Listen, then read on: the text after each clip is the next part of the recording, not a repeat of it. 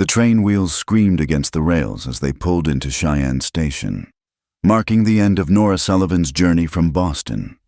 She clutched her worn leather valise with trembling hands, her knuckles white beneath the thin cotton gloves. 3 weeks of travel had left her dress wrinkled and dusty, but she'd saved her best shawl for this moment. Luke deserved to see her looking presentable, even if she wasn't the refined lady he might have imagined from her carefully penned letters. The Wyoming air hit her like a physical blow as she stepped onto the platform. It was nothing like Boston's humid embrace. This was sharp, dry, carrying the scent of sage and distant snow from the mountains. The September sun blazed overhead without mercy, and Nora squinted against its brightness. Around her, rough-hewn men in weathered hats moved with purpose, their spurs jangling against the wooden boards. She'd never felt more out of place. "Ma'am, you waiting for someone?" A porter approached, eyeing her city clothes with mild curiosity. "Yes," she managed, her voice cracking slightly. "Mr. Luke Harwood from Red Willow Ranch. He should be—" The porter's expression shifted, something unreadable passing across his weathered features. "Red Willow's a good 40 miles north. Ma'am, you best check at the livery. Thompson runs a wagon out that way twice a week." Nora nodded, swallowing her disappointment. She'd imagined Luke would be here, perhaps with flowers, foolish romantic notions from a foolish romantic girl, but this was the frontier, not a Boston drawing room. Men had work to do. The walk to the livery stable took her past saloons already rowdy despite the early hour, past a general store with windows displaying goods she'd never seen in Boston. Everything here seemed oversized, from the endless sky to the mountains looming on the horizon like slumbering giants. She felt diminished, a sparrow among eagles. At Thompson's livery, she found only more confusion. The proprietor, a grizzled man with tobacco-stained whiskers, shook his head when she mentioned Luke's name. "Ain't nobody from Red Willow been to town in near a week." "Miss, you sure they're expecting you?" "Yes, She fumbled in her reticule for Luke's last letter, dated 6 weeks prior. He said September 15th, today. Thompson scratched his jaw. "Well, I'm headed out that direction tomorrow morning. Can take you for $3. $3. Nearly all she had left after the train fare. But what choice did she have? Nora nodded, trying to project more confidence than she felt. "Where might I find lodging for tonight?" "Widow Morrison's got rooms. Clean place, respectable." He pointed down the dusty street. Yellow house with the picket fence. That night, lying on a narrow bed that smelled of lye soap, Nora allowed herself to imagine the reunion she'd dreamed of during those long nights on the train. Luke's letters had painted him as kind, steady, hard-working, a man who'd lost his first wife to childbirth and wanted companionship, family, a helpmate for his life on the ranch. She'd written back with careful honesty. She was no beauty, had no dowry, but she could work hard, knew her letters and numbers, could keep house, and had helped raise her 7 younger siblings after their mother died. She'd left out the parts about her father's drinking, the bruises, the nights hiding in the root cellar. Luke didn't need to know everything. Not yet. Morning came too soon and not soon enough. Thompson's wagon was loaded with supplies for various ranches, and Nora found herself wedged between sacks of flour and salt pork. 2 other passengers shared the ride, a silent Mexican man and a boy who couldn't have been more than 15, heading to work the fall roundup. The landscape that unfolded as they left Cheyenne behind was unlike anything Nora had imagined. Miles of grassland rippled like a golden ocean, broken by outcroppings of red rock and stands of cottonwood along dry creek beds. Antelope bounded away from the wagon's approach, and once, Thompson pointed out a golden eagle circling high above. "Beautiful country," he said, noting her wide eyes. "But don't let it fool you. This land's killed more folks than it's made rich. Summer heat, winter cold that'll freeze your blood, storms that come out of nowhere. Indians, too, though they've been mostly quiet since the cavalry increased patrols." Nora nodded, trying not to let fear show on her face. Luke's letters had mentioned hardships, but in the abstract way men did when they didn't want to frighten. Now, Seeing the vastness of it, the utter isolation, she began to understand what she'd truly signed up for. They stopped at midday to water the horses at a creek. The Mexican man shared some dried beef with her, smiling kindly when she tried to thank him in her limited Spanish. The boy talked incessantly about horses and cattle, clearly trying to impress her. Nora listened politely, but her mind was 40 miles ahead, at a ranch she'd never seen, with a man she'd never met. As afternoon shadows lengthened, Thompson pointed to a cluster of buildings nestled against a line of cottonwoods. "That's Red Willow up ahead." Nora's heart hammered against her corset stays. She smoothed her hair, pinched her cheeks for color, tried to brush the worst of the dust from her traveling dress. This was it, the moment that would define the rest of her life. The wagon rolled into the ranch yard, and Nora was struck by the neatness of it. The barn and outbuildings well maintained, a vegetable garden fenced against wildlife, laundry flapping on a line, signs of a life being lived, a home being made. Her new home. But something was wrong. No one came out to greet the wagon. Thompson frowned, calling out, "Hello, the house. Got a passenger for you." Finally, the front door opened.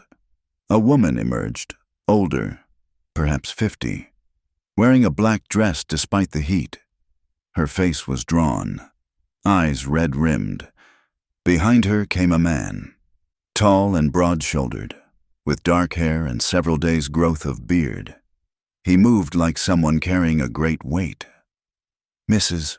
Harwood?" Nora ventured, climbing down from the wagon on unsteady legs.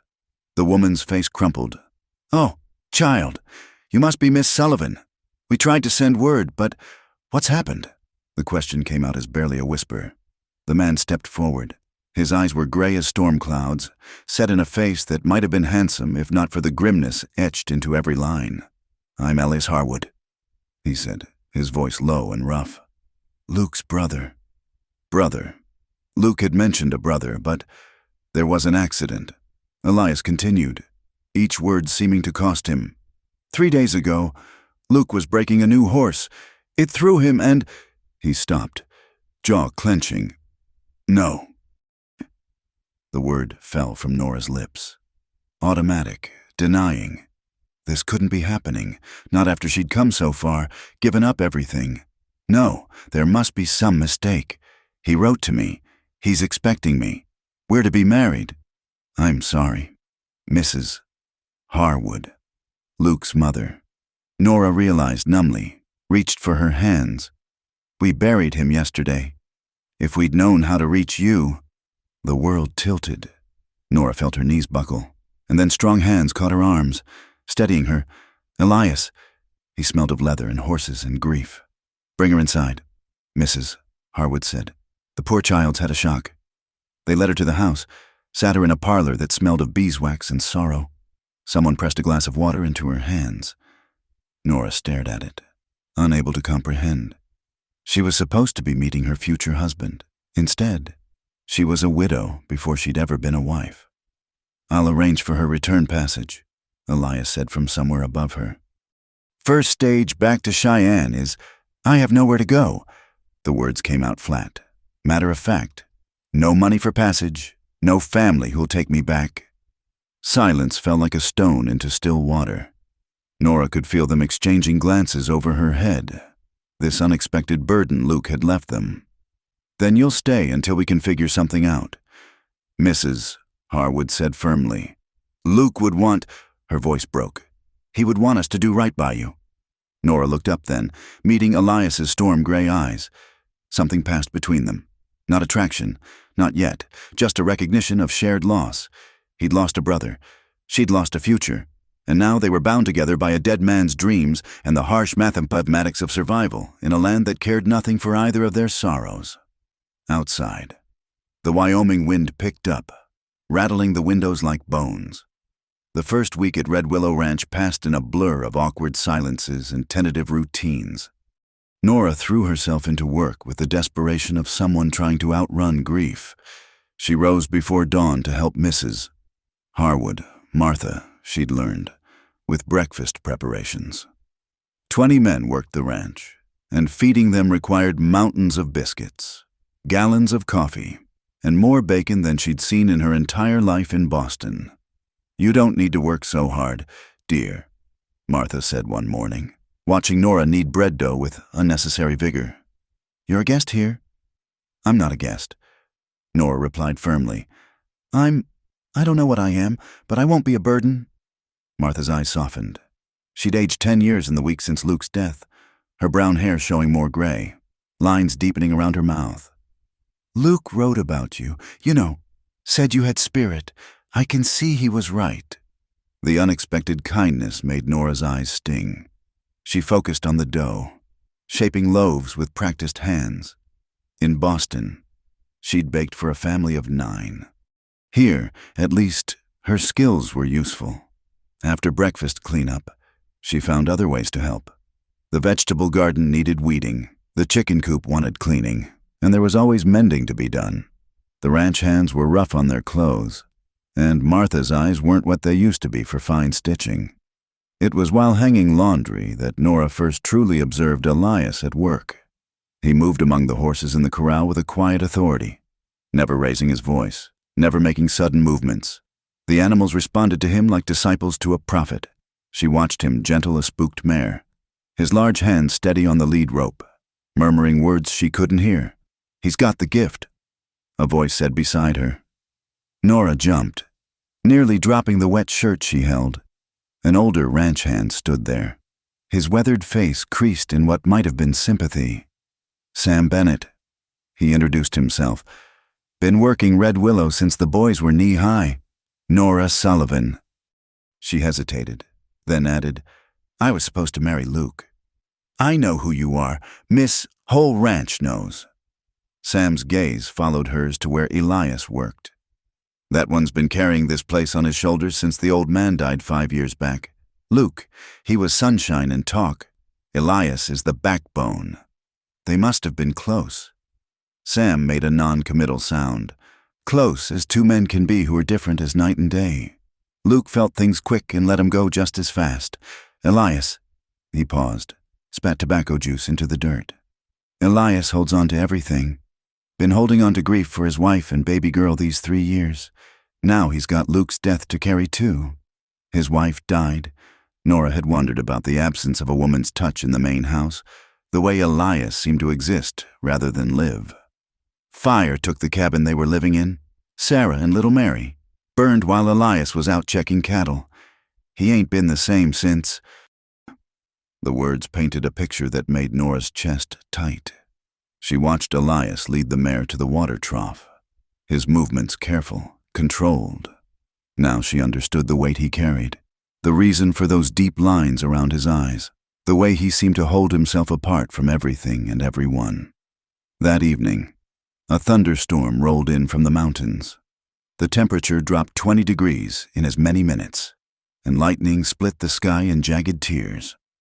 Nora helped Martha secure shutters and bring in anything the wind might carry off. The men rushed to move the horses into the barn, their shouts barely audible over the thunder. In the chaos, no one noticed Elias hadn't come in for supper. Nora served the hands their meal, listening to their talk of flash floods and spooked cattle. It wasn't until she was clearing dishes that she realized his place remained empty. "Where's Elias?" she asked Sam. The older man glanced around, frowning. "Probably checking the north pasture fence. That section's been weak, and with this storm..." A crack of lightning illuminated the yard, followed immediately by thunder that shook the house. Rain hammered the roof like bullets. Nora felt unease coil in her stomach. No one should be out in this. Unable to stand it, she grabbed an oilcloth coat from the hook by the door and ventured onto the porch. Rain drove sideways, soaking her within seconds despite the coat. She peered into the darkness, searching for any sign of him. Then she heard it, a sound that might have been wind, might have been an animal in distress, but something in her bones said it was neither.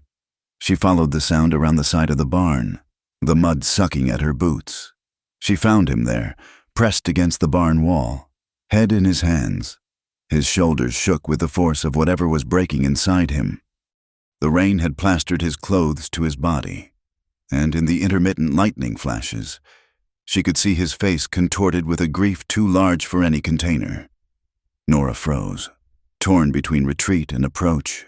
This was private, sacred in its rawness, but she couldn't leave him like this, alone in the storm with his demons.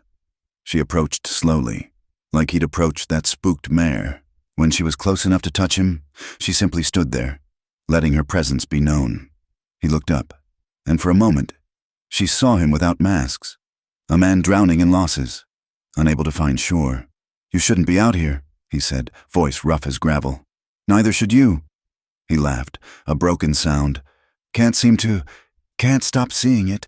Luke on the ground, his neck bent wrong. Just like finding Sarah and Mary in the ashes.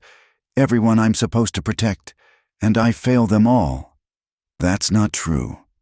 The words came out fiercer than she intended. You can't control horses or fires or fate. You're not God, Elias Harwood. You're just a man doing his best in a hard world. He stared at her through the rain, something shifting in his expression. Then, without warning, he crumpled forward, instinctively. Nora caught him, her arms going around his shoulders. He was solid muscle and bone, radiating heat despite the cold rain. They stood there, holding each other up while the storm raged around them. When he finally pulled back, embarrassment colored his features. "I'm sorry. You don't need—" "We all need sometimes," she interrupted. "There's no shame in it." Back at the house, Martha took one look at them, soaked, muddy, something indefinable between them, and sent Nora to change while she made hot coffee. When Nora returned to the kitchen, Elias sat at the table, a blanket around his shoulders, staring into his cup like it held answers. "Thank you," he said without looking up, "for coming after me. Anyone would have—" "No." He met her eyes then. They'd have left me to it. Figured I needed space. You didn't. Something passed between them in that look. Not attraction yet, but understanding. Recognition of one damaged soul by another. The next days brought a subtle shift. Elias still worked himself to exhaustion, still held himself apart, but sometimes Nora caught him watching her. Not with interest, exactly, but with a kind of puzzled awareness, as if she were a book in a language he was only beginning to decipher. For her part, Nora found herself noticing things, the way he gentled his voice for the animals, how he always served his mother first at meals, the careful way he mended tack with those large, patient hands. She told herself it meant nothing. She was here for Luke, or had been. This awareness of his brother was just proximity and shared sorrow. Nothing more. One afternoon, while gathering eggs, she found Elias in the barn, doctoring a horse's split hoof. The animal shifted restlessly, and without thinking, Nora moved to its head, stroking its neck and murmuring nonsense words her mother had used to calm babies. "You're good with them," Elias observed, not looking up from his work. "We had a cart horse in Boston. Old Brendan, I was the only one he'd let near him some days. Luke mentioned you had a way with animals, in his letters." The mention of Luke hung between them like a ghost. Nora continued stroking the horse. Unsure how to navigate this terrain, he was lucky. Elias continued quietly. To find someone who'd understand this life, not many city women would take to it. "I'm tougher than I look." Now he did look up, and almost smiled, just a slight softening around his eyes. "I'm beginning to see that. Miss Sullivan." It was the first time he'd used her name. Such a small thing. But Nora felt it like a brand, marking some invisible boundary crossed. She looked away, focusing on the horse, trying not to think about why her heart had sped up. That night, she lay in the small room Martha had given her, meant for a hired woman, when they'd had one, and stared at the ceiling. 3 weeks ago, she'd been planning her wedding to Luke Harwood. Now Luke was in the ground, and she was having unsettling thoughts about his brother. The guilt of it sat heavy on her chest, but guilt couldn't erase the memory of Elias in the storm, breaking apart in her arms, couldn't undo the moment their eyes met over his coffee cup. couldn't stop her from wondering what those work-roughened hands would feel like against her skin. She pressed her palms to her eyes, trying to push away such thoughts. She was here on charity, tolerated because of what she'd almost been to Luke. These feelings, whatever they were, had no place in her situation. Come spring, she'd find a position in town, maybe as a seamstress or teacher. She'd leave Red Willow Ranch and the dangerous stirrings of her heart behind. But even as she made these resolutions, she knew they were built on shifting sand. Because when she'd held Elias in the storm, when their eyes met across the kitchen table, something had taken root, and, like all things planted in Wyoming soil, it would either die quickly or prove too stubborn to kill. The whispers started during Nora's third week at Red Willow Ranch. She first noticed them at the general store in town, where Martha had sent her for supplies. Conversations died when she entered, replaced by meaningful looks and barely concealed speculation. "That's her," she heard a woman murmur to her companion. "The mail-order bride, still living out at Red Willow with the brother." Nora kept her head high, focusing on her list. Salt, flour, thread. Simple things that shouldn't require running a gauntlet of judgment. But when she approached the counter, Mr. Hutchins, the proprietor, gave her a look that made her skin crawl. "How long you planning to stay on at the Harwood place, Miss Sullivan?" "I'm helping Mrs. Harwood through a difficult time," she replied evenly. "Course you are." His smile didn't reach his eyes.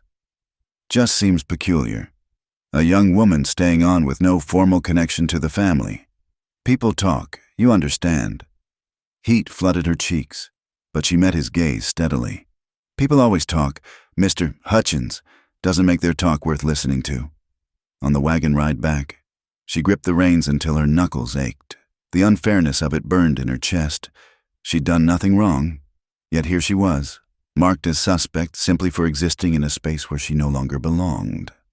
When she pulled into the ranch yard, Elias emerged from the barn, taking in her rigid posture and flushed face. "What happened?" "Nothing." She began unloading supplies, movements sharp with suppressed anger. He caught her wrist gently. "Nora, what happened?" The use of her first name, still so rare from him, made her defenses crumble. "People in town, they're talking about me being here." His jaw tightened. "What kind of talk?" "The kind that assumes a woman can't stay somewhere without improper reasons." She pulled free of his grip. "They're not wrong, though. I shouldn't be here. It's not appropriate." "To hell with appropriate." The vehemence in his voice surprised them both. "You're helping my mother. You're earning your keep. Anyone who says otherwise can answer to me. That would only make it worse," she said softly. "You defending me. You see that, don't you?" He did see it. She could read the understanding in his eyes, but something stubborn set in his features. "I won't have you driven away by gossip." The next Sunday, the situation escalated. Nora had taken to attending church with Martha, both for appearances and because she found comfort in the familiar rhythms of worship.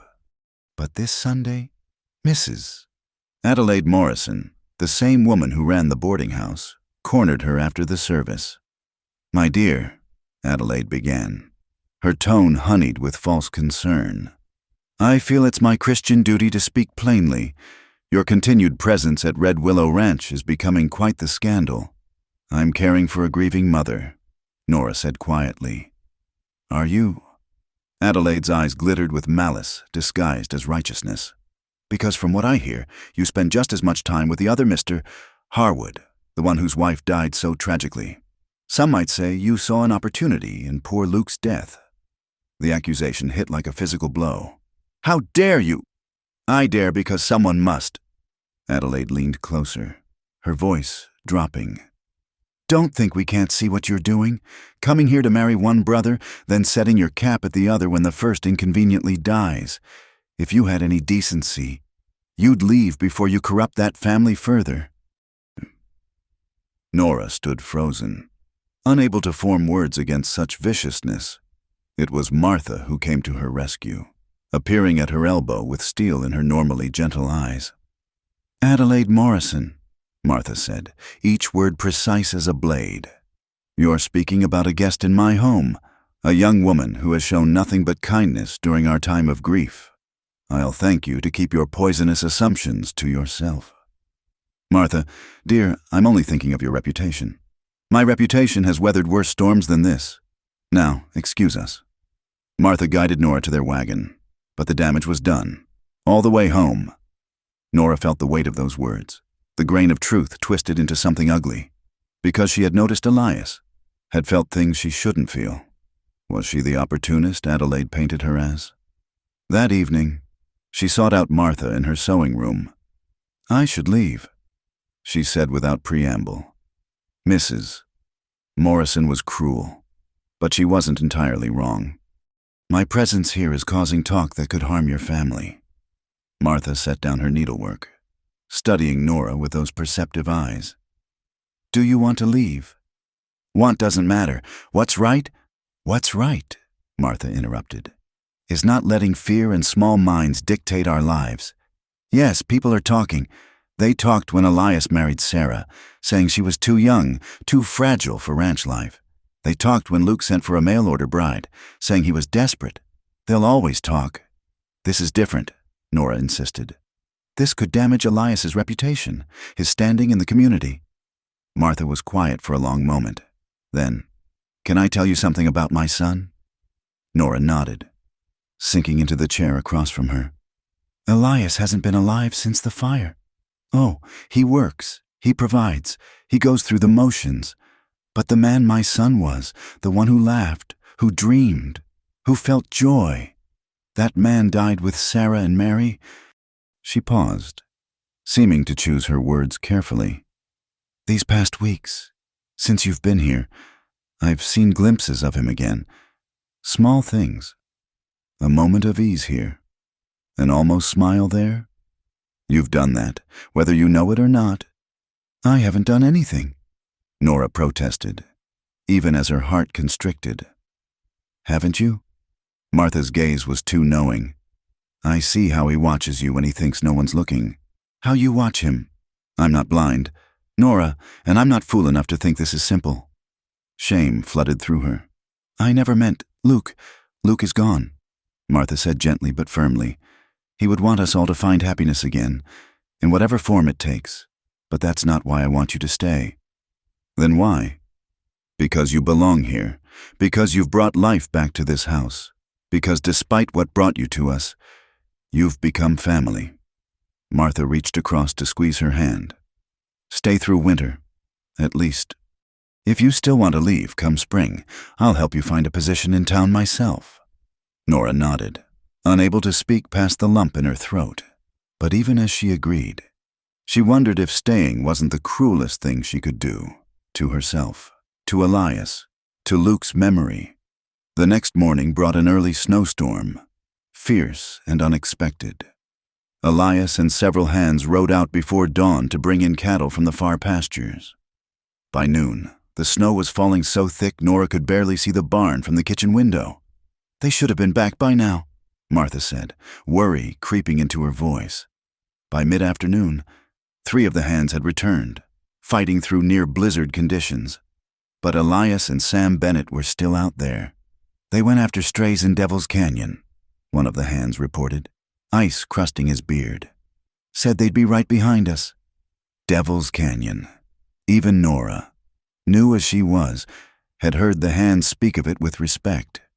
Narrow, prone to flash floods in summer and avalanches in winter. No place to be caught in a storm, unable to stand the waiting. Nora bundled herself in every warm thing she could find and made her way to the barn. If nothing else, she could prepare hot mash for the horses when the men returned. When, not if.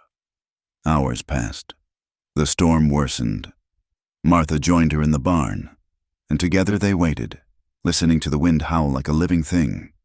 Just when Nora thought she couldn't bear it another moment, the barn door burst open. Sam Bennett stumbled in, half carrying Elias. Both men more ice than flesh.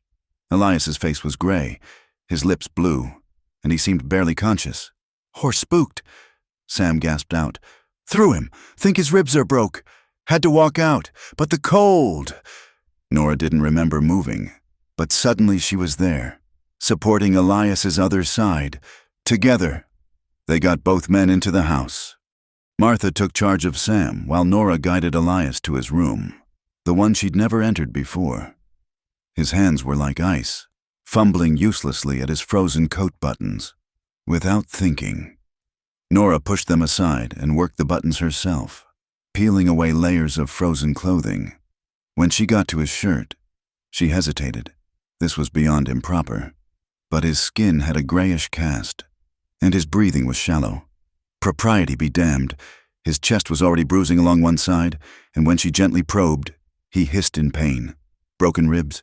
Certainly, but it was the cold that worried her more, the way he shivered convulsively, teeth chattering. Need to get you warm, she murmured, piling quilts over him. But the shivering didn't stop, making a decision that would have horrified Adelaide Morrison. Nora slipped under the quilts beside him, wrapping her arms around his freezing body. He made a sound of protest, but she held firm. "Don't be foolish," she said. "You need body heat." Gradually, his shivering eased.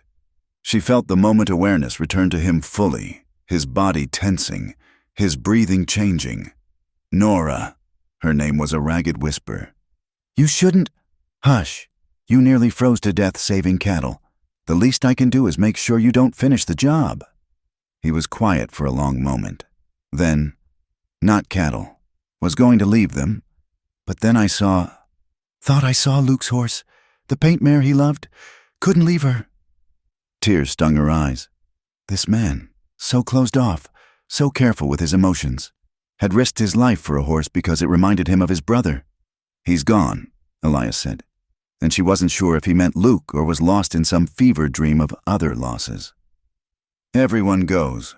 Sarah, Mary, Luke. Better not to. Better to keep distance." "That's the cold talking," she said, though she knew it wasn't. This was the truth he carried, the reason for those walls.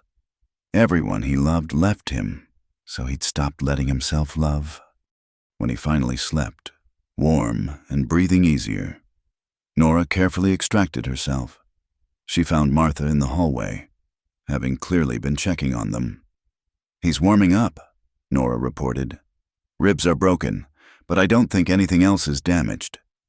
Martha studied her for a long moment. "You saved his life. Sam said another hour out there. Anyone would have—" "No," Martha interrupted softly. "Not anyone. Adelaide Morrison wouldn't have. Most of those gossips in town wouldn't have. But you did." That night, while the storm raged outside, Nora sat by Elias's bedside. He slept fitfully, occasionally murmuring names: Sarah, Mary, Luke, each one a wound that had never healed. She smoothed his dark hair back from his forehead, allowing herself this small intimacy. She was in too deep now to pretend otherwise. Whatever she felt for this broken, stubborn man had moved beyond mere attraction or proximity. It had become something more dangerous, something that felt treacherously like love. And that, more than any gossip or social censure, terrified her to her bones. Because loving Elias Harwood meant loving a man who'd wrapped his heart in iron to keep it from breaking again. It meant competing with ghosts he'd never stop mourning. It meant betraying the memory of the man she'd traveled across a continent to marry, as dawn broke weak and pale through the storm clouds. Elias stirred. His gray eyes found hers. "Clearer now. You stayed," he said, voice rough. "Someone had to make sure you kept breathing." He studied her face, and she wondered what he saw there. "Thank you," he said finally, "for everything." Their eyes held for a long moment, and Nora felt something shift between them. Another wall crumbling. Another line crossed. Outside, the storm was beginning to break. But inside this room, in this moment suspended between night and day, the real tempest was just beginning. The days following the storm were marked by careful avoidance. Elias recovered quickly, too quickly for Nora's peace of mind. Returning to work despite his broken ribs and Martha's protests, he moved stiffly, favoring his left side, but refused to acknowledge pain or accept help. More importantly, He refused to acknowledge what had passed between them during those long hours of the blizzard. Nora threw herself into winter preparations with renewed vigor. She helped Martha preserve the last of the fall vegetables, mended heavy coats and quilts, and reorganized the pantry. Anything to avoid dwelling on the memory of Elias's body warming under her touch, the vulnerability in his fever-bright eyes. It was during this time that a new hand arrived at Red Willow Ranch. Wade Cooper came with recommendations from a spread near Laramie. Tall and lean with sandy hair and an easy smile. He was everything Elias wasn't. Charming, talkative, quick to laugh. "Well now," Wade said upon meeting Nora, sweeping off his hat with theatrical flair. "Nobody mentioned Red Willow had such a beautiful cook."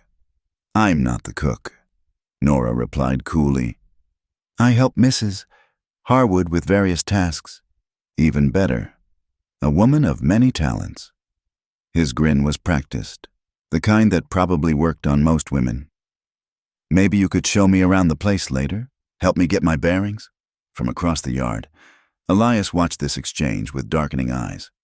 When Wade sauntered off to the bunkhouse, Elias approached Nora, his expression carefully neutral. "That man's trouble," he said without preamble. "He seems pleasant enough." "Pleasant?" Elias practically spat the word. "Men like that are always pleasant, right up until they're not." Nora bristled at his tone. "I'm perfectly capable of judging character for myself. Mr. Harwood?" The formal address made him flinch. "Of course. My apologies." He turned to go, then paused. "Just be careful." Over the following days, Wade made his interest abundantly clear. He found excuses to be wherever Nora was working, offering help she didn't need, telling stories that required him to stand too close. At meals, he monopolized her attention with tales of his adventures, each more improbable than the last. "You must miss city life," he said one evening, managing to sit beside her at supper. "A refined lady like yourself, stuck out here in the wilderness. I bet you'd shine in Denver or San Francisco." "I'm quite content here," Nora replied, aware of Elias's stillness across the table. "Are you, though?" Wade leaned closer, lowering his voice conspiratorially. "I mean, it's admirable, you staying to help the family after your tragedy, but surely you don't plan to waste your youth playing nursemaid to—" He glanced meaningfully at Martha and Elias. "Well, to people who aren't really your responsibility."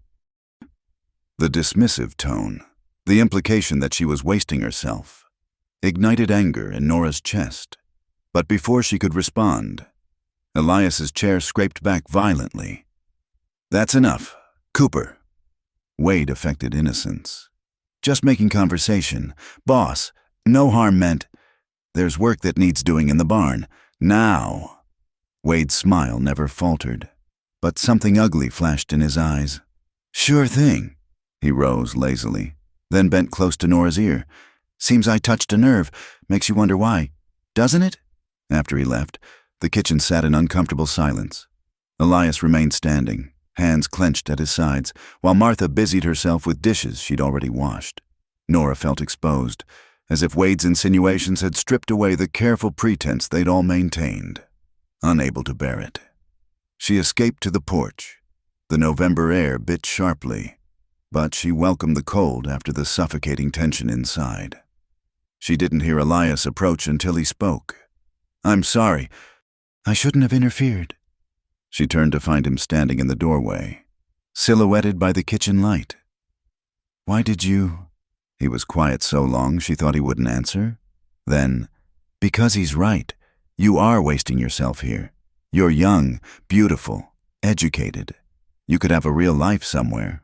With someone who—" He stopped, jaw working. "Someone who what?" "Someone who hasn't buried everyone he's ever loved. Someone who has something left to give." The raw honesty of it took her breath. "Elias, I see how you look at me sometimes," he continued, voice rough. "And God help me, but I've got nothing to offer you, Nora, nothing but ghosts and guilt, and a heart that doesn't remember how to feel anything but loss." She moved toward him without conscious decision. "That's not true, isn't it?" His laugh was bitter. "I couldn't save Sarah and Mary. Couldn't save Luke. What makes you think I could be anything but poison to you, too? Because you're not responsible for death. Elias Harwood, death just is, it comes when it comes. And all we can do is live while we're able. She was close enough now to see the war in his eyes. I didn't come here planning to feel this way, but I do feel it, and I won't pretend otherwise. This way, he repeated hoarsely. What way is that? Instead of answering with words, Nora did what she'd wanted to do for weeks. She rose on her toes and pressed her lips to his. For a heartbeat, he stood frozen. Then his arms came around her with desperate strength, and he was kissing her back with all the pent-up longing of a man who'd forgotten he could want. The kiss was neither gentle nor practiced. It was raw need and suppressed hunger, tinged with guilt and sweetened by the forbidden. When they finally broke apart, both breathing hard, Elias looked stricken. We can't, he said, even as his hands remained tangled in her hair. Luke is gone, she said firmly. We're alive. Doesn't that count for something? He pulled away then, backing toward the door. Being alive isn't enough reason to betray my brother's memory, or to ruin yours. He disappeared inside, leaving her alone with the cold stars and the echo of his kiss on her lips. The next days were agony. Elias avoided her completely, taking his meals with the hands, finding work that kept him far from the house. Wade, sensing opportunity in the tension, doubled his efforts. His compliments grew bolder, his accidental touches more frequent. You know what folks are saying in town? Wade mentioned casually one afternoon, cornering Nora in the chicken coop. They're saying you're pining after the wrong brother, that you came here with a plan, and when Luke died, you just adjusted your sights. People say many things, Nora replied tightly, trying to edge past him. Oh, but this is particularly rich. He blocked her path, smile sharp as a blade. They're saying Elias Harwood's so torn up with wanting his dead brother's woman that he can't see straight, that it's only a matter of time before nature takes its course. You're disgusting. Me? His facade of charm finally slipped entirely. I'm not the one playing the grieving almost widow while making eyes at the brother.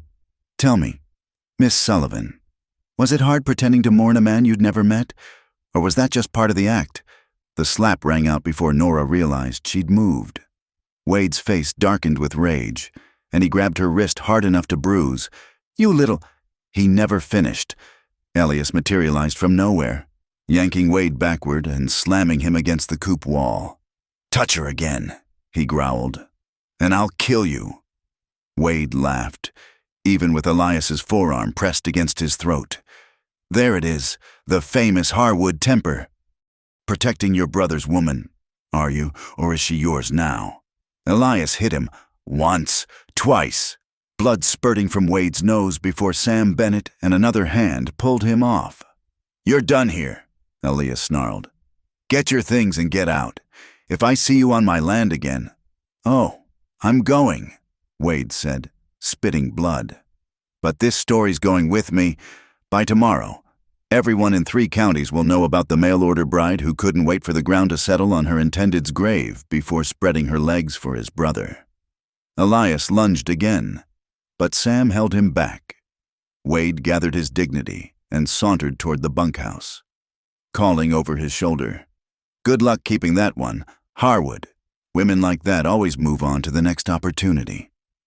That night, Nora sat in the barn's hayloft, her refuge when the house felt too small.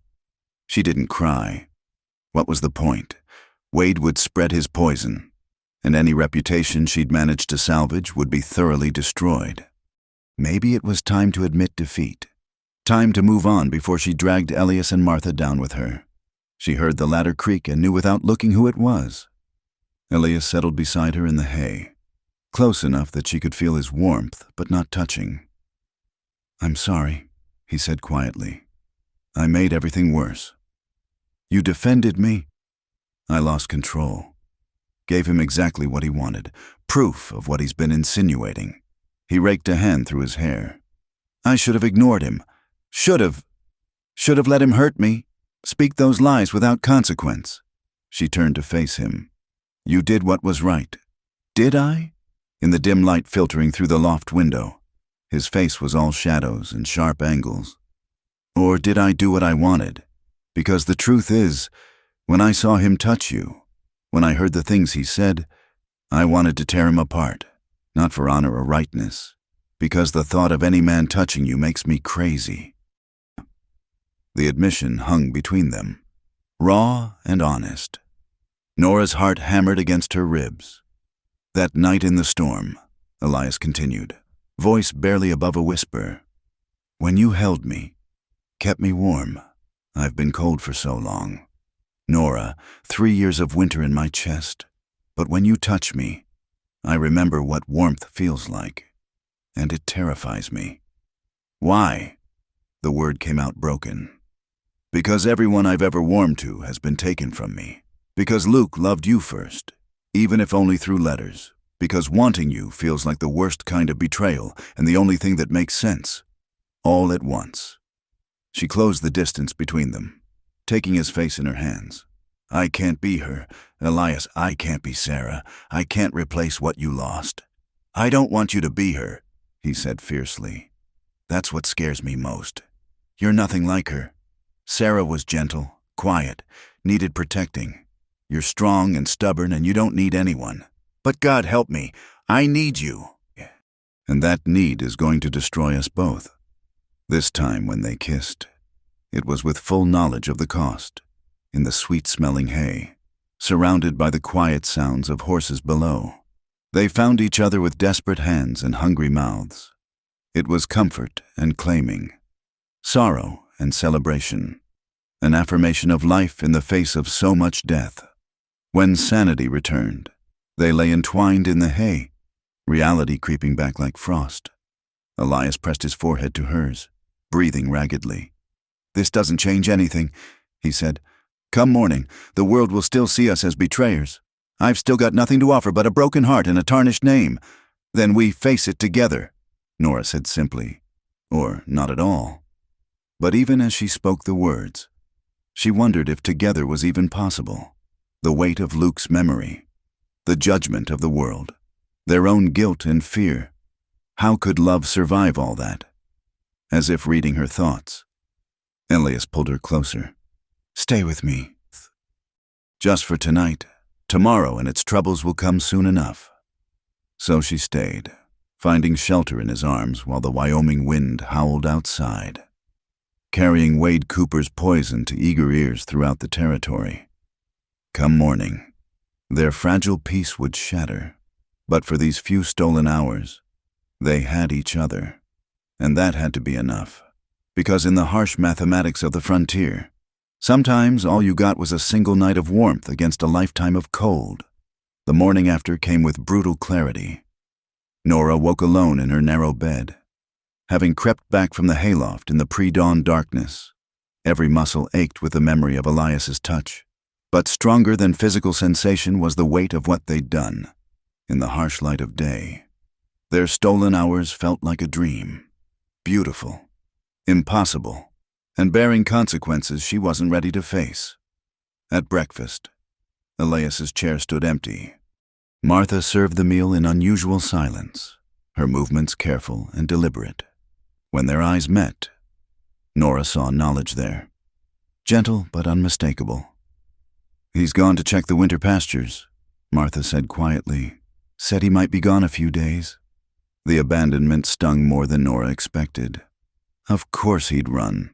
It was easier than facing what lay between them now, easier than looking at her across the table and acknowledging what they'd done in the sweet-smelling hay while Luke lay cold in his grave. I should start looking for positions in town, Nora said, surprised by how steady her voice sounded. Now that winter's setting in properly, you won't need as much help with— Don't! Martha's interruption was soft but firm. Don't make decisions out of shame. Child. It's not shame. It's practical. My presence here has caused enough trouble.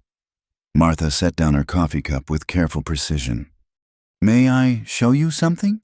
She led Nora to her bedroom, a space Nora had rarely entered. From a wooden box on the dresser, Martha withdrew a packet of letters tied with ribbon. Luke's letters to you. Nora recognized them immediately. Yes, he gave them to me for safekeeping. Said he wanted to read them again before... Martha's voice caught. Before the wedding. I've been selfish, keeping them from you, but I thought you should see this. She extracted the final letter, the one Luke had never mailed. Nora's hands shook as she unfolded it. My dearest Nora, it began. Tomorrow you arrive, and I find myself pacing like a schoolboy.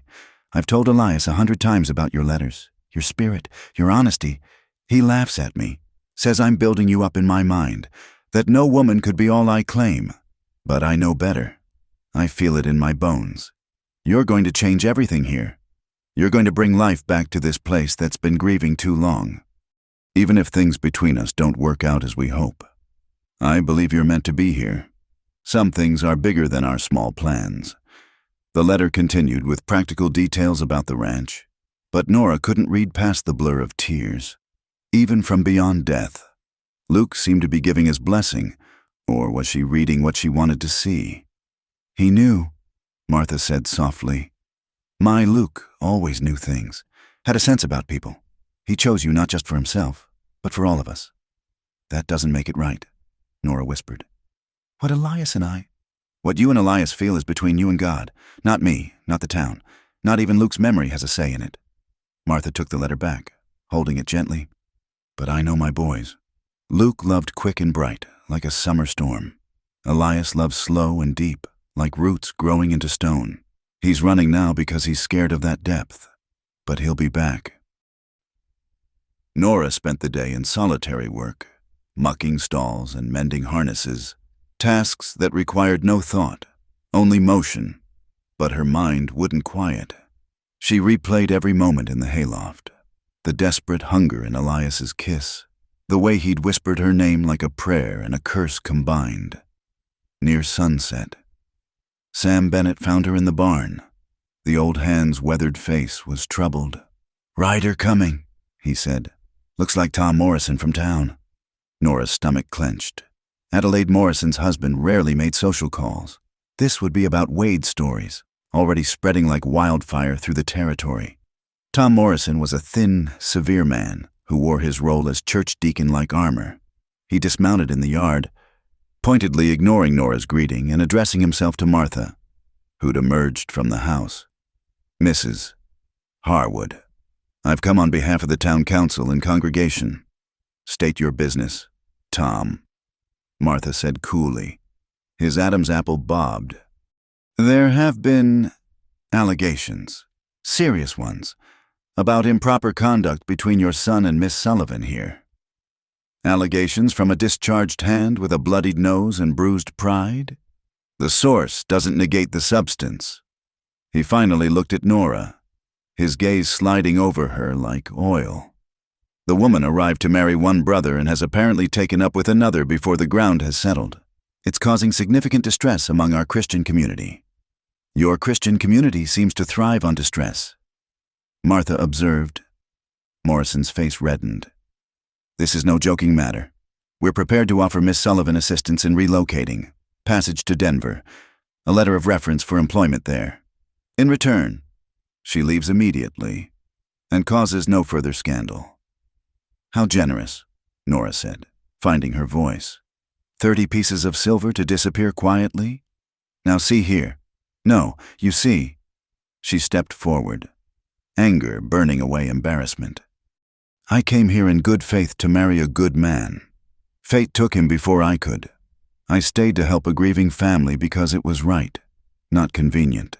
If your Christian community finds scandal in kindness and work, perhaps it needs to examine its Christianity. Morrison's mouth opened and closed like a landed fish, but before he could respond, the sound of approaching hoofbeats interrupted. Elias rode into the yard, taking in the scene with one sweep of his gray eyes. Morrison, he said, dismounting with deliberate calm. Let me guess. You're here to save us from ourselves? Elias, be reasonable. The woman's presence here, Miss Sullivan's presence, is none of your affair. She's family. The words hung in the air like a challenge. Morrison's eyes narrowed. Family? She's nothing to you but your brother's leftovers, and everyone knows what you've been doing with... He never finished. Elias moved faster than thought, grabbing Morrison's collar and hauling him close. "Finish that sentence," he said quietly, "and they'll be picking your teeth out of the dirt." "Elias," Martha's voice cut through the tension. "Release him." Slowly, Elias let go. Morrison stumbled back, straightening his coat with shaking hands. "This isn't over. The whole town knows what's happening here. Your reputation, your family's standing. Get off my land," Elias said. "Now." Morrison retreated to his horse, but paused before mounting. "You're destroying everything your father built. Harwood, all for a woman who'll move on to the next opportunity when this one's played out." After he'd gone, the three of them stood in the yard as shadows lengthened. Finally, Elias turned to Nora. His face was haggard, eyes hollow from whatever battles he'd been fighting alone on the range. "I'm sorry," he said. "I thought staying away might help. Let things calm down." And did it help? She couldn't keep the hurt from her voice. "No." The word was barely a whisper. "Made everything worse. Made me realize." He stopped, running a hand through his hair. "We need to talk. Alone." Martha withdrew tactfully to the house. Elias led Nora to the small cemetery on the hill overlooking the ranch, a place she'd avoided since learning Luke lay there. 3 headstones stood in a neat row. Thomas Harwood, beloved husband and father. Sarah and Mary Harwood, taken too soon. Luke Harwood, forever young. "I come here when I need to think clearly," Elias said, staring at the stones. "To remember what matters." "And what have you decided matters?" He was quiet for a long moment. "I found something at the line cabin. Luke had hidden it there, a ring, our grandmother's ring. He was going to give it to you." From his pocket, he withdrew a simple gold band with a small sapphire. Even in the fading light, it gleamed with promise. "I sat there all night, holding this ring, talking to him, telling him about you, about what I feel, waiting for, I don't know, lightning to strike me dead, maybe." His laugh was hollow. "But all I heard was wind and my own heart beating, and I realized something." He turned to face her fully. "I've been using Luke's memory as a shield, hiding behind guilt because it's easier than admitting the truth, that I've fallen in love with you. Not because you were meant for him, not out of some twisted rivalry, but because you're you, because you're strong and kind and stubborn as a mule, because you saved me that night in the storm, and every day since." Nora's breath caught. "Elias, I know what the town thinks. I know what it looks like, and I know I'm asking you to bear that burden, to be whispered about, judged, condemned for choosing love over propriety." He held out the ring, hand trembling slightly. "But I'm asking anyway. Marry me, Nora. Not because you need protection or respectability, but because I can't imagine facing another Wyoming winter without you beside me." The proposal she'd dreamed of receiving from one brother, now offered by another. The bitter irony of it should have tainted the moment, but all Nora felt was a fierce joy tempered with sorrow. "What about Luke?" "Luke is dead," Elias said gently. "We're alive, and I hope, he'd understand that life is too short and too hard to waste on anything but love." Nora looked at the ring, at the man offering it, at the graves bearing witness to their moment. Then she held out her hand. "Yes," she said simply. He slipped the ring onto her finger with shaking hands, then pulled her into his arms. They stood there as stars began to appear, holding each other among the dead while choosing life. "It won't be easy," Elias murmured against her hair. "Nothing worthwhile ever is." When they finally walked back to the house, hand in hand, Martha was waiting on the porch. She took one look at the ring on Nora's finger and smiled through tears. "Well then," she said, "I suppose we have a wedding to plan? A small one, I think, just family and true friends." "That might be a very small wedding indeed," Nora said, thinking of Morrison's threats. "Quality over quantity," Martha said firmly. "Besides, the best marriages are often the ones that scandalize the neighbors, keeps them entertained through the long winters." That night, as Nora lay in bed wearing Luke's intended ring, given by Elias's hand, She thought about the strange paths that led to love. She'd traveled across a continent to marry one man, only to find her heart claimed by another. The guilt would always be there, a shadow at the edge of their happiness. But stronger than guilt was the certainty that this Elias, Martha, Red Willow Ranch was where she belonged. Tomorrow would bring new challenges. Morrison would spread his poison. The town would gossip. Winter would test them all. But tonight, she was loved and chosen. And that was miracle enough for any woman. Outside her window, snow began to fall, covering the harsh landscape in forgiving white. A new beginning, she thought, for all of them. The December wind cut like glass against Nora's cheeks as she stood outside the small church in town. Through the windows, she could see the congregation gathered for Sunday service, the same people who used to nod politely when she passed, now turning their backs at her approach. Only Martha stood beside her, steadfast in her woolen cloak. "We don't have to do this," Martha said gently. "God hears prayers from anywhere." But Nora's jaw set with the stubbornness Elias claimed could match any Wyoming blizzard. "I won't be driven from God's house by small minds and wagging tongues." They entered together, footsteps echoing on wooden floors. The whispers started immediately, rustling through the pews like wind through dry grass. Adelaide Morrison's face pinched as if she'd bitten into spoiled fruit. Tom Morrison stood at the pulpit, his sermon dying mid-sentence. "Mrs. Harwood," he managed, "and Miss Sullivan." "Soon to be the younger Mrs. Harwood," Martha announced clearly, steering Nora to their usual pew. "The wedding is next Saturday. You're all invited, though I suspect most will find themselves otherwise engaged." The service proceeded in strained tension. Morrison's sermon on the sanctity of marriage and the sin of coveting felt pointed as arrows. But Nora kept her head high, finding strength in Martha's steady presence and the weight of the ring hidden beneath her gloves. It was after the service that real cruelty showed itself. As they made their way to the door, Adelaide Morrison blocked their path. "How dare you show your face here?" she hissed, loud enough for others to hear. "Wearing white in God's house when everyone knows what you've been doing in that barn with Adelaide Morrison." A new voice cut through sharply. Margaret Chen, the Chinese merchant's wife who rarely spoke in public, stepped forward. "I seem to recall you wore white at your wedding, despite the fact your eldest was born 6 months later." Adelaide's face went purple. "How dare! And you, Constance," Margaret continued, addressing another woman. "Didn't you marry your late sister's husband? And Elizabeth, your current husband, courted you while his first wife was dying of consumption. Shall I continue?" The women scattered like chickens before a hawk. Margaret turned to Nora with a small smile. "Love finds its way, Miss Sullivan. Don't let bitter hearts poison yours." That evening, Elias returned from moving cattle to find Nora sitting by the fire, wedding dress pieces spread across her lap. She'd been altering one of Martha's old dresses, trying to make something beautiful from handed-down cloth. "Rough day?" he asked, reading her face with growing skill. "Your mother announced our wedding at church." It went about as well as expected. He knelt beside her chair, taking her hands. "We could leave, after the wedding, start fresh somewhere else.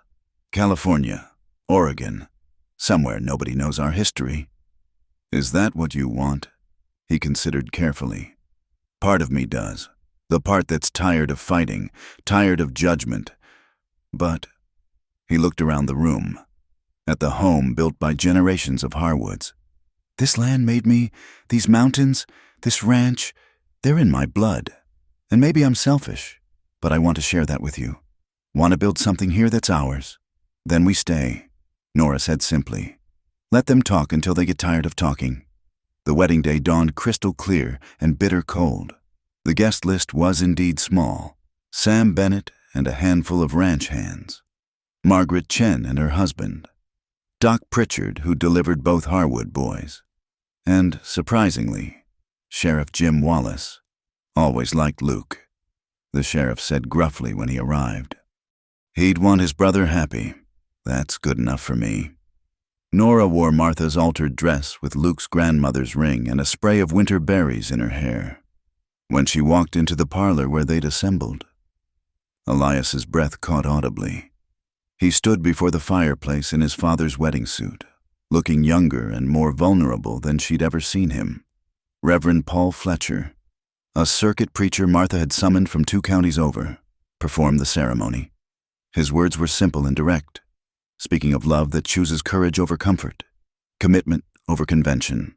When Elias kissed his bride, applause came from the small gathering, genuine and warm, a stark contrast to the cold shoulders in town. Margaret Chen had brought a traditional Chinese wedding banner for luck. Doc Pritchard gifted them a bottle of brandy for medicinal purposes. The ranch hands had pooled money for a new saddle, beautifully tooled with intertwined roses. For when you learn to ride proper, Sam Bennett explained to Nora, can't be a rancher's wife if you can't sit a horse. The wedding supper was simple but joyful. Stories flowed with the wine, tales of Luke's escapades that had them laughing through tears, memories of Thomas Harwood building the ranch from nothing, even gentle teasing about Elias's courtship methods. Never seen a man propose in a cemetery before. Doc Pritchard chuckled. Though knowing Elias, it makes perfect sense. Always did have a flair for the dramatic, despite that stone face.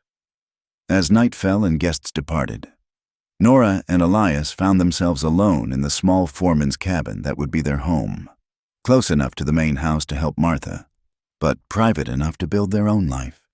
Are you sorry? Elias asked as they stood before their own fireplace. That it wasn't the wedding you dreamed of? Church bells and flowers and 100 guests. I dreamed of marrying a stranger, Nora reminded him, moving into his arms. Instead, I married my best friend, the man who sees me clearly and chooses me anyway. How could I be sorry for that? Their wedding night was tender and passionate by turns, a claiming and a promise combined. In the darkness, with wind howling outside and warmth building between them, the ghosts finally seemed to rest, but peace was short-lived. 3 days after the wedding, trouble arrived in the form of a government surveyor and Tom Morrison. They rode up to the ranch house with papers and self-important expressions. Harwood, Morrison called as Elias emerged from the barn. This is Mr. Dalton from the Territorial Land Office. There's been a challenge to your property boundaries. Elias's expression darkened. What kind of challenge?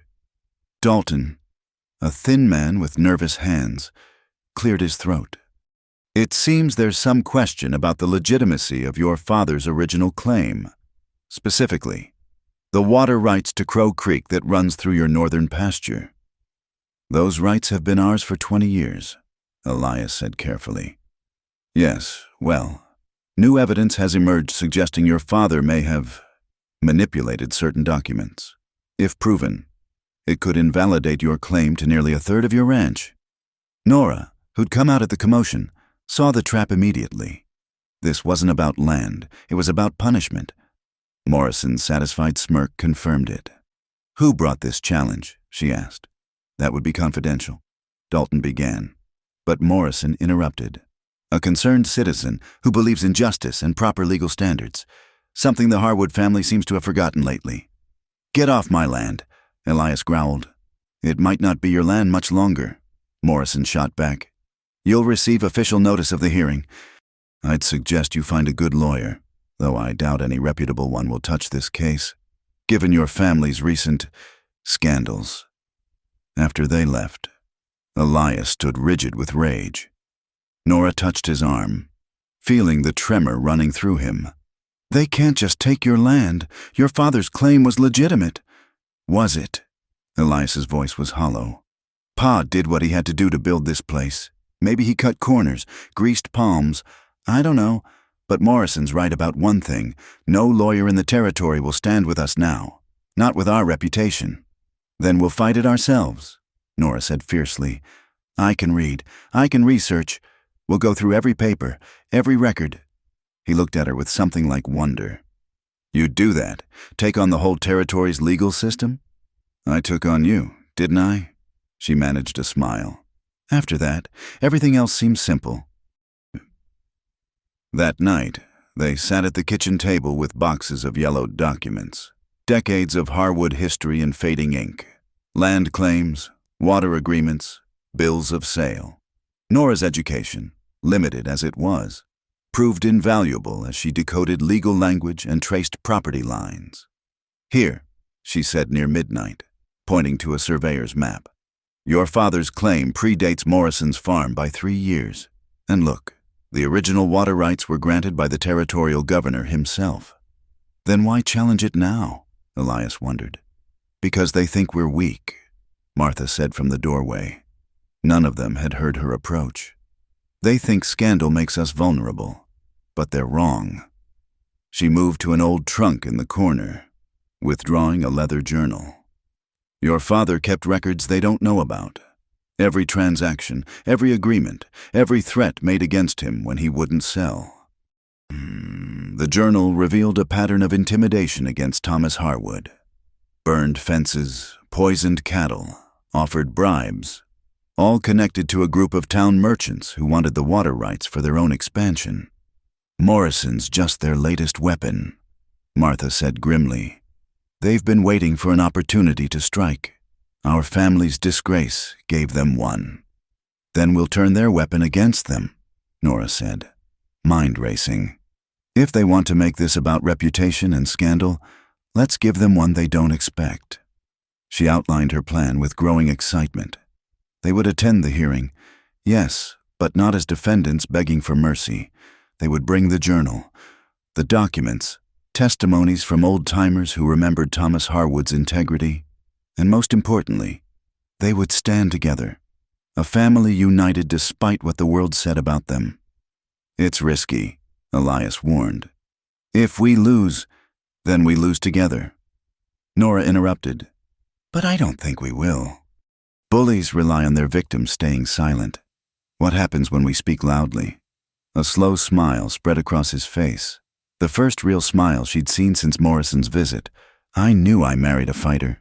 "You married a Harwood," she corrected. "We defend what's ours." As they prepared for bed, Elias pulled her close. "I don't deserve you," he murmured against her hair. "Probably not," she agreed, earning a surprised laugh. "But you're stuck with me now, for better or worse. Remember? Even if worse means losing everything?" She pulled back to meet his eyes. "We've both already lost everything once. We survived. We found each other. Whatever comes next, we'll face it the same way, together." Outside, snow began to fall again, blanketing the ranch in pristine white.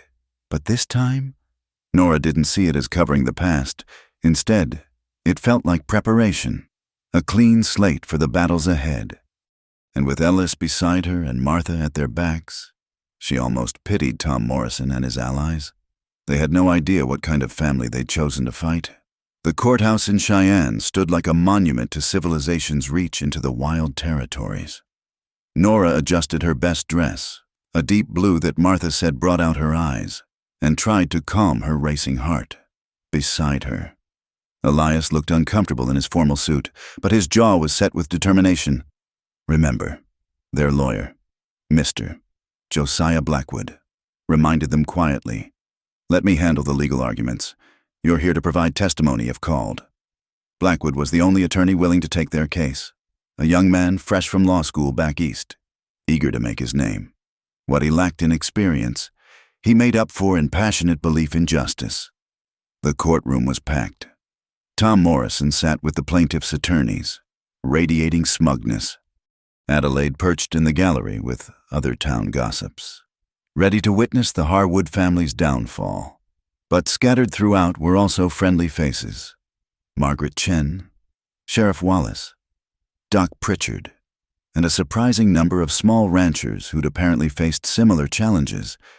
Judge Harrison Thatcher, a stern man with silver mutton chops, called the proceedings to order. The plaintiff's lawyer, a slick Denver man named Cornelius Wade, presented his case with theatrical flair. "Your Honor, we have evidence that Thomas Harwood obtained his water rights through fraudulent means, bribing the previous surveyor, falsifying boundary markers, and intimidating rightful claimants. He produced documents that looked official, witness statements from people Nora didn't recognize. It was a compelling narrative of greed and corruption, painting Thomas Harwood as a land-grabbing tyrant. When Blackwood's turn came, he seemed almost boyish in comparison. But his voice was steady as he began dismantling the prosecution's case piece by piece. "Your Honor, I'd like to present the original survey maps, signed and witnessed by Territorial Governor Samuel Crawford himself." He laid out the documents Nora had found. "Note the dates, 3 full years before any competing claims. I also have here Thomas Harwood's personal journal, detailing not bribery, but rather attempts by town merchants to force him off his legal claim." The journal entries, read aloud in Blackwood's clear voice, painted a different picture of a man building something from nothing while fighting off those who would steal it. But Wade was ready with counterarguments, questioning the journal's authenticity, suggesting it was fabricated recently. The battle went back and forth for hours. Then came the moment Nora had dreaded and anticipated. Elias was called to testify. "Mr. Harwood." Wade began with false sympathy. "You've had a difficult year. Lost your brother. Married his intended bride, rather hastily. Some might say your judgment has been compromised by grief and, shall we say, other emotions." "Objection," Blackwood called. But Wade continued. "I'm simply establishing that the witness might not be the most reliable judge of his father's character or actions. After all, a man who would take his dead brother's fiancée might have flexible views on propriety and ownership." The courtroom rustled with whispers. Nora felt heat rise in her cheeks, but Elias remained steady. "My personal life has no bearing on land rights established 20 years ago," he said calmly. "But since you brought it up, yes, I married my brother's intended. I fell in love with a woman of courage and integrity, who stayed to help my family through tragedy when she could have fled. If that makes my judgment suspect, then I question what values this court upholds." "Pretty words," Wade sneered. "But they don't change facts. Your father took what wasn't his, just as you took what wasn't yours." That's when Nora stood. She hadn't planned it, but something in Wade's smugness, in the crowd's eager judgment, sparked defiance in her chest. "Your Honor," she said, her voice carrying clearly, "I request permission to address the court." Judge Thatcher frowned. "You're not a witness in this case, Mrs. Harwood." "No, but I'm a witness to something relevant, to the character of the family being slandered here." Blackwood looked panicked, but Elias nodded encouragement. After a long moment, the judge gestured for her to continue. "I came to Wyoming as a stranger," Nora began, moving to stand before the bench. "I expected to marry Luke Harwood, but found him already gone. By every measure of propriety, I should have left immediately. Instead, I stayed and learned what kind of people the Harwoods really are." She turned to address the packed courtroom. "Martha Harwood took in a stranger with no claim on her kindness. She treated me as a daughter when I was nothing but a reminder of her loss. Elias Harwood worked himself to exhaustion providing for his family and every hand on his ranch, even while drowning in his own grief." Her voice grew stronger. "Yes, we fell in love. Not because I'm some scheming opportunist, but because tragedy has a way of stripping away pretense. In our darkest moments, we found light in each other. If that offends you, perhaps you should examine why love threatens you so deeply." She faced Morrison directly. "As for Thomas Harwood's character, I never met him, but I see his legacy in his sons. Luke's open heart, Elias's steady strength. I see it in the ranch he built, where men of all backgrounds work side by side with dignity. Evil men don't raise such sons or build such communities." Returning to the judge, she concluded, "I have no legal expertise, Your Honor, but I know truth when I live it. The Harwood family earned their land through honest work and kept it through determination. Those trying to steal it now hide behind legal manipulations while calling others fraudulent. I pray this court sees through such hypocrisy." The silence when she finished was deafening. Then, from the back of the room, someone began clapping slowly. Sheriff Wallace stood, applauding openly. Margaret Chen joined him, then Doc Pritchard, then one by one, the small ranchers who knew the worth of honest work. Order! Judge Thatcher banged his gavel. But something in his expression had shifted. The rest of the hearing proceeded with less theatrical flair. Witnesses were called, old-timers who remembered Thomas Harwood's arrival, who'd seen him work the land with his own hands, who'd watched him fight off claim jumpers and build his ranch through sweat and determination. The most dramatic moment came when Sam Bennett testified. The old ranch hand produced a letter none of them had known existed, written by the original surveyor, confessing on his deathbed that he'd been bribed not by Thomas Harwood, but by the town merchants to falsify records against him. Kept it all these years. Sam said simply, "Figured someday someone would come for what Thomas built. Man told me, don't let them steal what that good man earned." So I didn't. Wade tried to discredit the letter, but its authenticity was undeniable. The prosecuting team began to fracture, whispering urgently among themselves. Finally, Judge Thatcher called for closing arguments. Wade made one last attempt, painting the Harwoods as a dynasty built on deception, but his heart wasn't in it. Blackwood, emboldened by the turn of events, delivered a passionate defense of property rights and the American dream of building something from nothing. The judge retired to chambers. The weight felt eternal. Nora gripped Elias's hand, feeling the calluses earned through honest work. Martha sat behind them, straight-backed and dignified. When Judge Thatcher returned, his expression was grave. This court has seen many land disputes, but rarely one so clouded by personal animosity, masquerading as legal concern. The evidence presented by the plaintiff is suspect at best, maliciously fabricated at worst. Meanwhile, the defense has provided clear documentation of legitimate ownership dating back 2 decades. He looked directly at Morrison. Furthermore, this court is troubled by what appears to be an orchestrated attempt to use the legal system for personal vengeance. Such abuse of justice will not be tolerated.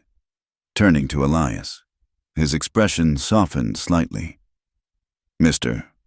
Harwood, your father's claim to the disputed land and water rights is upheld in full. Moreover, this court recommends investigation into those who brought these false charges." The gavel came down with finality. The courtroom erupted, cheers from their supporters, furious muttering from Morrison's faction. Elias pulled Nora into his arms, not caring who saw. Martha wept openly, clutching Sam Bennett's gnarled hand. Outside the courthouse, Morrison confronted them one last time. "This isn't over," he snarled. "You may have won this battle, but the town won't forget what you are. A family without morals or shame." "You're right," Nora said calmly. "They won't forget. They won't forget that we stood up to bullies and won, that love conquered hate, that truth defeated lies. You're right, Mr. Morrison. This town will remember the Harwoods for a very long time." Morrison stormed off, Adelaide scurrying after him. But others approached, ranchers offering congratulations, townspeople admitting they'd been wrong to listen to gossip. Even some who'd shunned them at church offered tentative smiles. "You did it," Blackwood said, pumping Elias's hand enthusiastically. "Mrs. Harwood, that speech, magnificent. You should consider law yourself." "I think I've had enough of courtrooms." Nora laughed, leaning into Elias's side. The ride home was quiet, each processing the magnitude of what had happened. As they crested the hill overlooking Red Willow Ranch, Elias pulled up the horses. "Look," he said softly. The ranch spread below them in the afternoon light. The house Martha had kept for decades. The barn where Elias found solace with his horses. The cabin where Nora and Elias were building their life together. The creek ran silver through their land. The water rights now secure for future generations. "We almost lost it all," Elias murmured. "But we didn't," Nora reminded him. "And now everyone knows. Red Willow Ranch belongs to the Harwoods. All the Harwoods." Her hand went unconsciously to her stomach, where new life had just begun to stir, a secret she'd been waiting for the right moment to share. "Elias," she began, but he was already looking at her with wonder. "Are you—" She nodded, tears springing to her eyes. "I wanted to be sure before I told you. The doctor confirmed it yesterday." He dismounted and lifted her down carefully, as if she were spun glass. "A baby," he breathed. Our baby. Due in summer, she confirmed. When the wildflowers bloom. He kissed her there on the hillside, with their ranch spread below and their future growing between them. When they finally made it home, Martha took one look at their faces and knew. Well, she said, beaming through tears, I suppose we'll need to add another room to that cabin of yours. That night, as they celebrated quietly as a family, Nora reflected on the strange journey that had brought her here. She'd left Boston seeking a new life with a stranger. Instead, she'd found a love deeper than she'd dreamed possible. A family forged in loss and strengthened by trials. A home worth fighting for. The ring on her finger caught the firelight. Luke's grandmother's ring, given by Elias's hand, now worn by a woman carrying the future of Red Willow Ranch beneath her heart. It was a story too strange for fiction, too beautiful for anything but truth. Outside, the Wyoming wind sang across the grasslands, carrying away the last echoes of scandal and judgment. Inside, the Harwood family planned for tomorrow, for the child who would know only that love had brought his parents together, and love had kept them strong. The past would always be with them. Luke's laughter, Sarah and Mary's memory, Thomas's legacy. But the future was theirs to build, one day at a time, one choice at a time, one love at a time. And that was more than enough. Spring arrived like a blessing across Wyoming, painting the grasslands with wildflowers and filling the air with the scent of new growth. Nora stood on the porch of their expanded cabin, one hand resting on her swollen belly, watching Elias work with a young colt in the corral. The past months had brought changes both subtle and profound to Red Willow Ranch. You shouldn't be on your feet so much, Martha called from the vegetable garden, where she was teaching a group of town children to plant seeds. It had been Nora's idea to open their doors to the community's youth, offering lessons in reading, arithmetic, and practical skills. What started with 3 brave souls had grown to a dozen regular students, their parents gradually overcoming prejudice in favor of education. Doc Pritchard says walking is good for me, Nora replied, though she did ease herself into the rocking chair Elias had made for her. Besides, I can't miss watching Elias with that colt. He's determined to have it trained before the baby arrives. The transformation in their standing within the community had been slow but steady since the trial. Tom Morrison's group had lost credibility when their scheme was exposed, and Adelaide's gossip ring found fewer eager ears. But it was Nora's school that truly changed hearts. Even those who'd whispered about scandal couldn't deny the value of education for their children. Mrs. Harwood. Young Timothy Chen came running up, clutching a primer. I read the whole page without help. That's wonderful. Timothy? Nora beamed, ruffling his hair. Why don't you show the others? You can be the teacher for this lesson.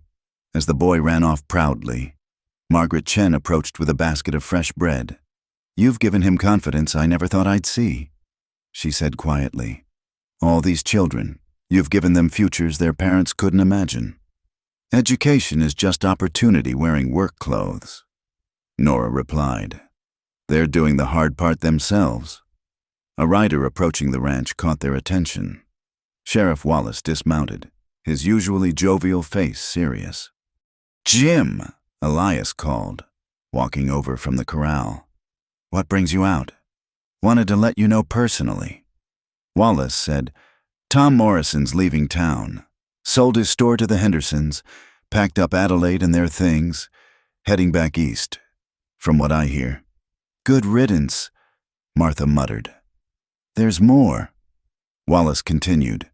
That surveyor, Dalton, he's been arrested in Denver. Turns out Morrison wasn't his first attempt at fraudulent land grabbing. Your case helped expose a whole ring of corruption. Elias and Nora exchanged glances. Victory, it seemed, had ripples they'd never anticipated. That evening, as the students headed home and quiet settled over the ranch, the family gathered for dinner. Sam Bennett joined them, as he often did now, age making him more family than employee. Been thinking, Sam said, cutting into his beef. That north pasture we fought so hard to keep might be perfect for those blooded horses you've been talking about. Elias. Oh, breeding stock would be a good investment. Elias agreed. The army's always needing quality mounts, and with the railroad expanding, we could build something lasting, Nora added. Not just for us, but for... She gasped, hand flying to her belly. Elias was beside her instantly. What is it? Is it time? No, she laughed, grabbing his hand and placing it on her stomach. Feel that? His eyes widened as the baby kicked strongly against his palm. That's our child. Future bronc rider feels like. Sam chuckled. Or future teacher, Martha added with a smile. This little one will have choices Thomas never dreamed of for his boys. Later that night, Nora lay in Elias's arms, moonlight streaming through their bedroom window. The baby had settled after its acrobatics, but sleep eluded her. What are you thinking? Elias asked softly. About Luke, she admitted. I wonder sometimes what he'd think of all this. Of us, the baby, how everything turned out. Elias was quiet for a moment. I found something last week. Wasn't sure when to show you. He reached for the bedside table, pulling out an envelope. It was in his things, a letter to me, written the night before he died. With trembling hands, Nora unfolded the paper, reading Luke's familiar scrawl by moonlight. Brother, if you're reading this, something's happened to me. Probably that damn paint mare finally got the better of me. I'm writing this because there's something I need to say, and I'm too yellow to say it to your face. I see how you look at Nora's picture when you think I'm not watching. I see how your eyes go soft when I read her letters aloud. You're half in love with her already, and she hasn't even arrived. Part of me wants to be angry about it, but mostly I'm just sad. Sad that you won't let yourself hope for happiness anymore. If something happens to me, don't let her go back east. She belongs here. I knew it from her first letter. And maybe, if God's got a sense of humor, she belongs with you. Take care of her. Elias, let her take care of you. You both deserve more than ghosts for company. Luke, tears streamed down Nora's face. Even from beyond death, Luke had been matchmaking, seeing what they'd been too guilty to acknowledge. He knew, she whispered. He always knew things. Elias agreed, his own voice thick. Said he had a sense about people. They lay in silence, processing this final gift from Luke.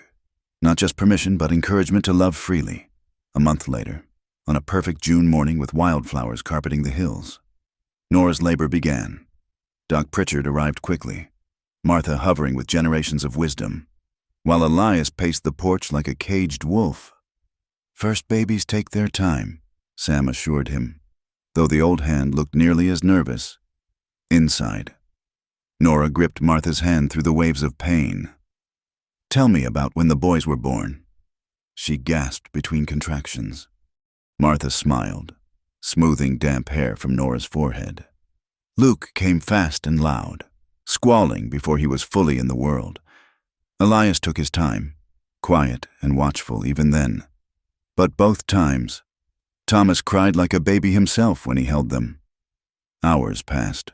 The sun reached its zenith, then began its descent. Finally, as golden afternoon light filled the room, a new cry joined the world. It's a girl, Doc Pritchard announced, and Nora heard Elias's whoop from outside. He burst through the door, all dignity forgotten, dropping to his knees beside the bed as Nora cradled their daughter. A girl? He breathed, touching the baby's dark hair with wondering fingers. She's perfect. You're perfect. What will you name her? Martha asked, tears streaming down her weathered face. Nora and Elias looked at each other, a whole conversation in a glance. Hope, Nora said softly. Hope Sarah Harwood, for the future and for the past. The baby opened her eyes, gray like her father's, and seemed to study them all with ancient wisdom. In that moment, the cabin filled with something more than just family. Luke was there in the sunset light, Sarah and Mary in the gentle breeze, Thomas in the solid walls around them. All the love and loss that had brought them to this moment seemed to crystallize into perfect understanding. Welcome to Red Willow Ranch, little one, Elias whispered to his daughter. You're born to a legacy of survivors, fighters, and dreamers, But most of all, you're born to love. As summer deepened, life at the ranch found new rhythms. Hope grew strong and bright, charming everyone from tough ranch hands to proper town ladies who'd once scorned her mother. The school expanded, with Nora teaching from a chair while nursing, determined not to let motherhood interrupt the children's education. One August evening, as purple shadows stretched across the land, Nora found Elias at the cemetery on the hill. Hope slept peacefully in a sling across her mother's chest. Telling them about Hope's first laugh, she guessed, seeing fresh wildflowers on each grave, and about the new foal, and how Tim Morrison came to apologize for his parents. He wrapped an arm around her. I want them to know that life goes on, that their sacrifice and love still bear fruit. They know, Nora said softly. Every time Hope smiles, every time a student reads their first book, every time this ranch shelters someone in need, they know. As they stood together, 3 became 4 as Martha and Sam joined them, drawn by the same need to connect past and future. The elder couple had grown close in recent months, finding companionship in their golden years. Been thinking, Martha said, about what Thomas would say if he could see us now. He'd probably wonder how I got so lucky, Elias said, pressing a kiss to Nora's temple. He'd say the land endures, Sam offered. The people who work it honest, they endure too. Storms come, drought comes, death comes, but life always wins in the end.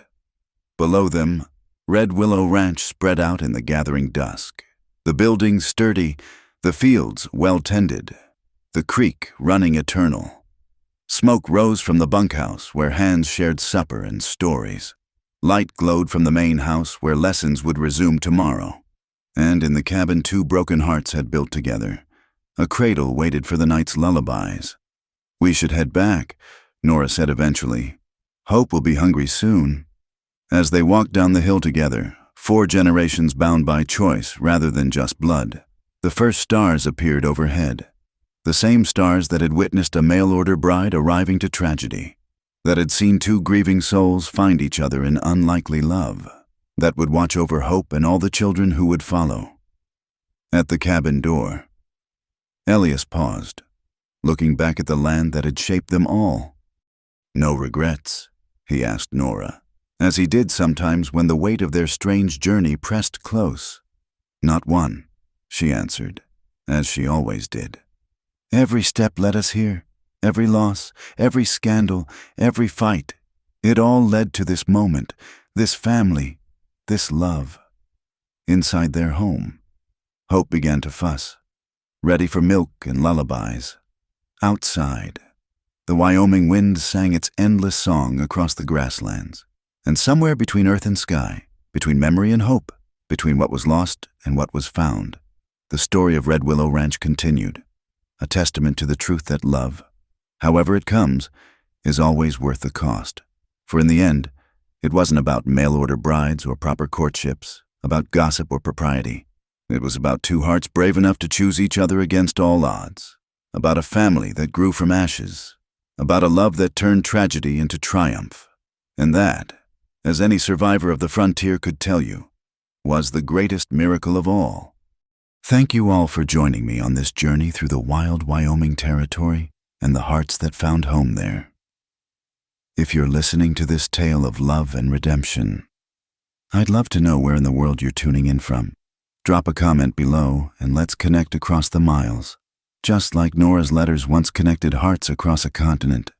Don't forget to subscribe to Wild West Campfire for more stories of courage, passion, and the untamed spirit of the American frontier.